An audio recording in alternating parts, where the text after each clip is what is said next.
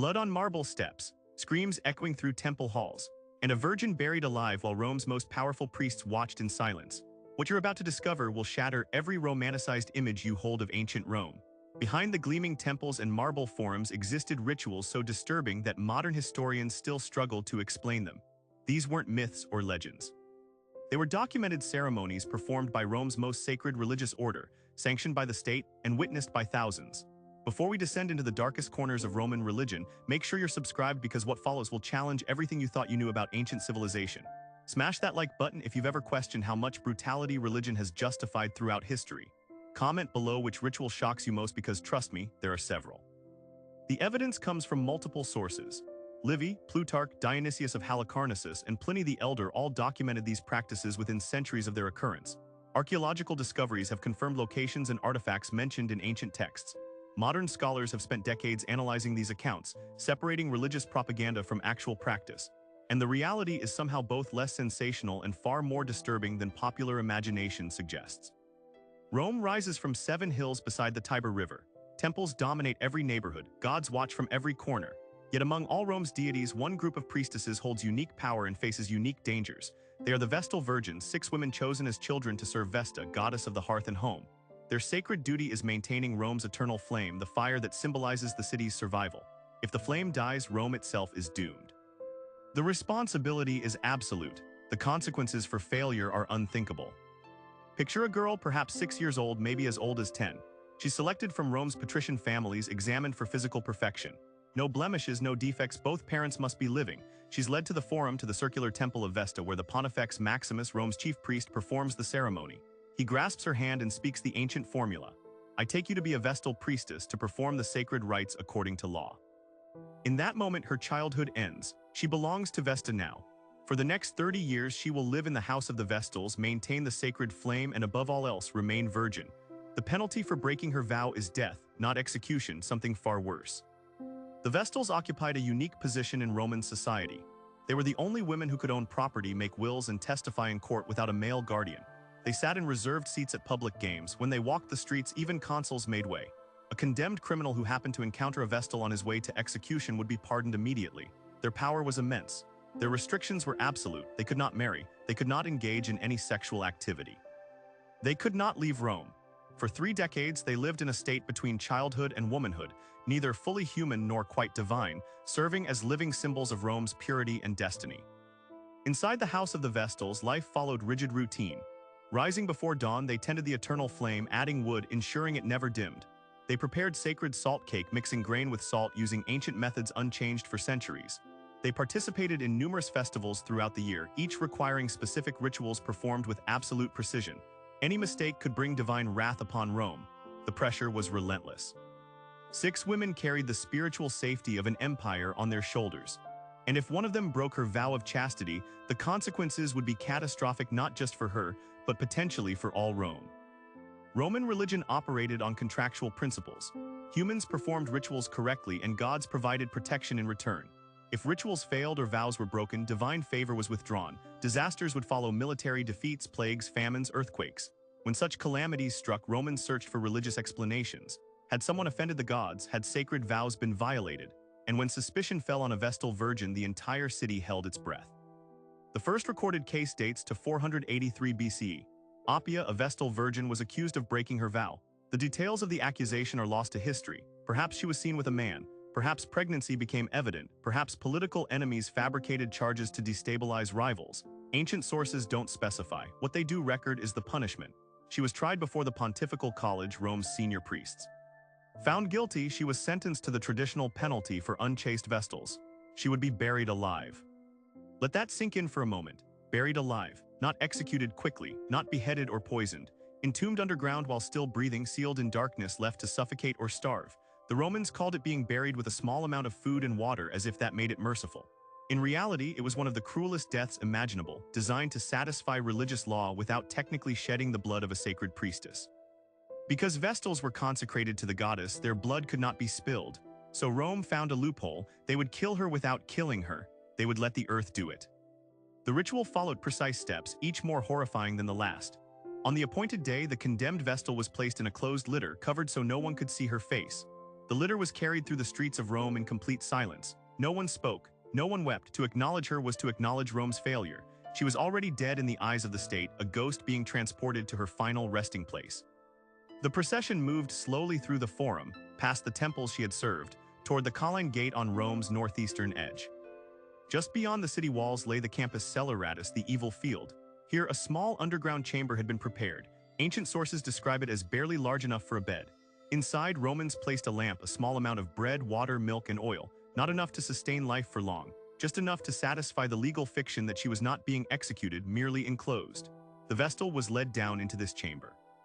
According to Plutarch, the Pontifex Maximus would raise his hands in prayer, then turn away before the final sealing.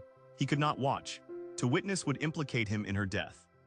Workers then sealed the chamber. Earth was piled on top. The opening was covered. Within minutes, the surface showed no trace of what lay beneath.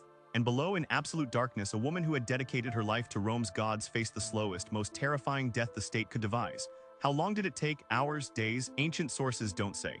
They don't describe her final moments, her prayers, her screams if anyone could hear them. She simply vanished from history, erased as thoroughly as if she had never existed. But the punishment didn't end with the Vestal. If her lover could be identified, he faced his own brutal fate. He would be publicly flogged to death in the Forum, beaten with rods until his body gave out. This was not done in the shadows. It was public spectacle, a demonstration of what happened when sacred boundaries were violated. Crowds gathered, children watched. The message was clear. Rome's religious laws were absolute, and violation meant death, public, painful, and inevitable. If this shocks you, hit that like button because we're just getting started. The case of Appia was only the first. Over Rome's 1,000-year history, at least 20 Vestals faced similar accusations. Some were certainly guilty. Others were almost certainly victims of political manipulation. And the rituals surrounding their deaths became increasingly elaborate, increasingly brutal, as Rome's anxieties about purity and divine favor intensified. Consider the case of 216 BCE. Hannibal's army had just annihilated Roman legions at Cannae. 50,000 Romans lay dead in a single afternoon. Panic gripped the city. How had the gods allowed such catastrophe? What had Rome done to deserve this? Religious authorities searched desperately for explanations, and they found one. 2 Vestals, Opimia and Floronia, were accused of unchastity. Whether the charges were true or whether terrified priests needed scapegoats to restore divine favor, we'll never know. What we do know is that both were condemned. Opimia was buried alive according to tradition. Floronia, however, chose a different path. Before the sentence could be carried out, she committed suicide. Even this was not escape. Her body was still dragged through the streets and cast outside the city walls, denied proper burial, marked forever as polluted. Her alleged lover, a man named Lucius Cantilius, was flogged to death publicly. The blood sacrifice was complete. Rome had purged its impurity. And shortly after, military fortunes began to turn. Coincidence? Romans didn't think so. They believed the executions had restored divine favor, that the deaths of 3 people had saved the city. This pattern repeated throughout Roman history. Whenever crisis struck, whenever military defeat or plague or political instability threatened Rome, religious authorities looked for religious explanations, and frequently suspicion fell on the Vestals. In 114 BCE, 3 Vestals, Aemilia, Licinia, and Marcia, were all accused simultaneously. The scandal rocked Rome. 1 Vestal breaking her vow was catastrophic. 3 suggested systematic corruption, a complete breakdown of religious order. The trial became a political spectacle. Aemilia was convicted first and executed immediately, buried alive in the traditional manner. Licinia and Marcia were initially acquitted, but public outrage was so intense that a special court was convened. A tribune named Sextus Pegicius demanded retrials, arguing that the pontifical college had been too lenient, that political connections had protected the guilty. The new court found both women guilty. They were executed. Their alleged lovers were hunted down and killed. And Rome breathed easier, convinced that divine order had been restored through blood. But here's what makes these cases so disturbing from a modern perspective. The evidence was often circumstantial at best, fabricated at worst. A Vestal could be accused based on rumors, on the testimony of slaves extracted through torture, on the interpretation of religious omens that had nothing to do with her actual behavior. The trial process was weighted entirely toward conviction because acquittal suggested the gods had been wrong to send disasters, an impossible theological position.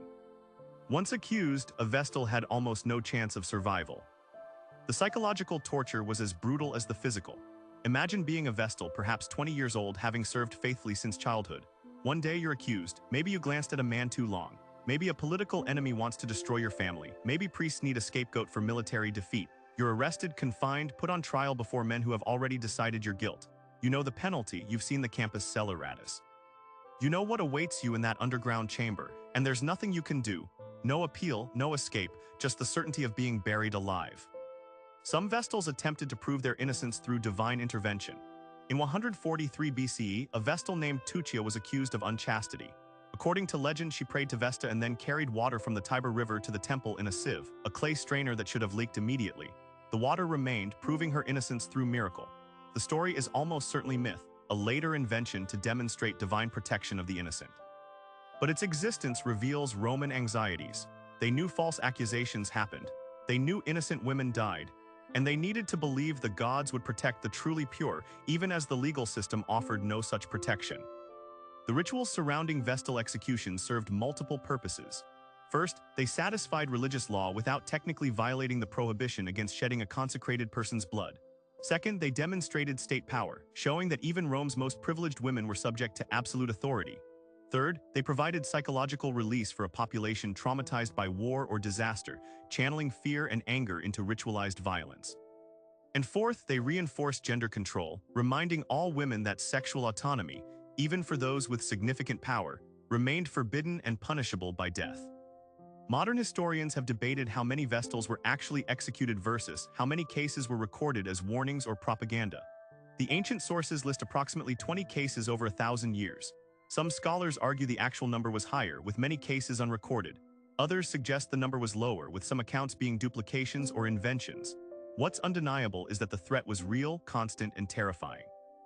Every Vestal lived with the knowledge that one accusation, true or false, meant death in the most horrific manner imaginable. But the sinister rituals didn't end with punishing supposedly unchaste Vestals.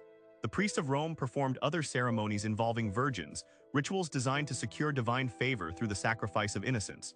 During times of extreme crisis, when military defeat seemed imminent or plague ravaged the city, Rome turned to the most desperate religious measures. And sometimes that meant human sacrifice. In 228 BCE and again in 216 BCE, after the disaster at Cana, Rome buried alive 2 Greeks and 2 Gauls, a man and woman of each nationality, in the Forum Boarium, the cattle market. Ancient sources describe these victims being lowered into a stone chamber while priests performed rituals above. The victims were not criminals. They were innocents, selected specifically because their deaths would carry more religious weight. The Greeks and Gauls were foreigners, representing Rome's enemies, and their burial was meant to symbolically bury Rome's foreign threats. But here's the disturbing detail that often gets overlooked. The women selected were required to be virgins. Their sexual purity was essential to the ritual's effectiveness. Priests examined them beforehand, verifying their virginity through methods that were themselves violating and traumatic. Only after confirmation would they be led to the chamber, dressed in ritual clothing, and buried alive while priests chanted prayers above. The screams, if any escaped before the chamber was sealed, were considered part of the offering, evidence that the gods were receiving their due. Livy, writing centuries later, expressed discomfort with these rituals, noting they were wholly alien to the Roman spirit. Yet they happened, multiple times. Sanctioned by the state, performed by official priests, witnessed by crowds. The desperation that drove Rome to such measures reveals how fragile their confidence actually was. For all their military might and cultural superiority, Romans lived in constant fear that the gods would abandon them, that one ritual mistake or moral failing would bring catastrophe.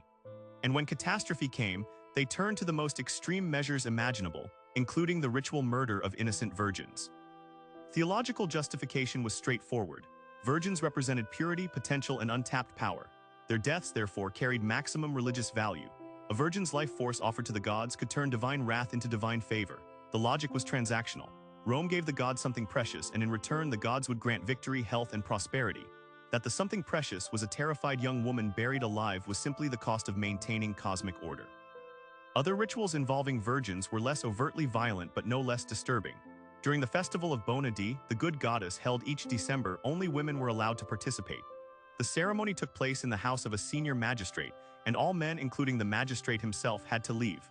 What happened during these rituals remains partially mysterious because discussing them with men was forbidden. But ancient sources hint at ecstatic rites, wine drinking disguised as milk, and sexual symbolism that shocked male writers who learned of it.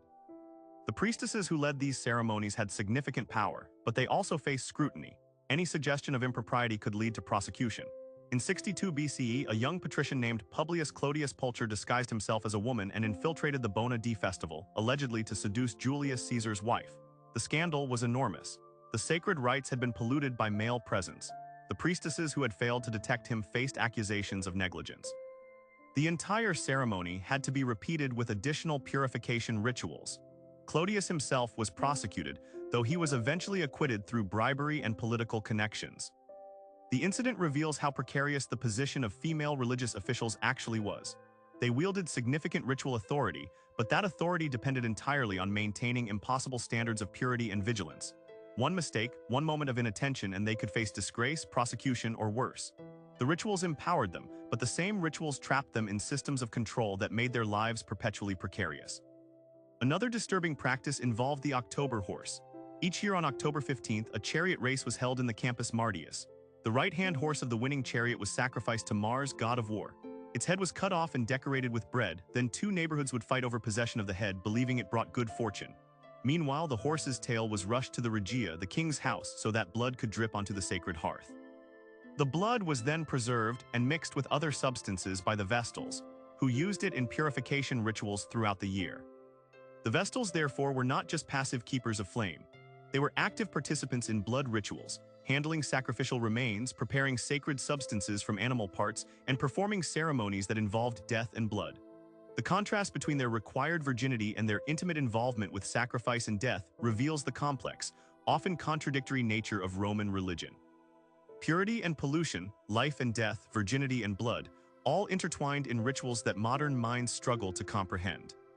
Perhaps most disturbing was the ritual response to prodigies, omens that suggested divine displeasure.